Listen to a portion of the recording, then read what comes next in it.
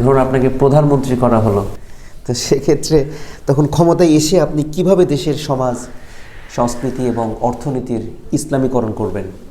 দেখুন, প্রথম কথা হচ্ছে যে আমি প্রধানমন্ত্রী হব কোন পদ্ধতিতে, সেটা একটা বিষয়। আমার নামাজ পড়া ফরজ, আমাকে পবিত্র পানি দিয়ে উজু করে নামাজ পড়তে হবে। গাভীর পেশাব দিয়ে উজু করে নামাজ পড়লে তো নামাজ হবে না। অথবা আমাকে কিভাবে প্রধানমন্ত্রী বানাবেন সেটা দেখার বিষয় আছে। আমি ডেমোক্রেসি বা গণতন্ত্রকে মতাদর্শে বিশ্বাসী নই, আমি খেলাফতে বিশ্বাসী।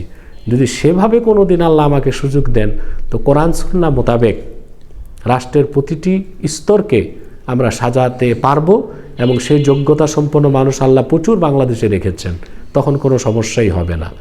তবে আমরা এখন যে কাজটি করে যাচ্ছি, যে ইসলামের প্রকৃত রাজনৈতিক আদর্শ মানুষের কাছে তুলে ধরছি। আমরা এখন মানুষকে আগে থিওরিক্যাল জ্ঞান দিতে হবে, ইসলাম আসলে কোন ধরনের রাজনৈতিক আদর্শকে বিশ্বাস করে সেটা আমরা প্রচার করে যাচ্ছি ইনশাআল্লাহ।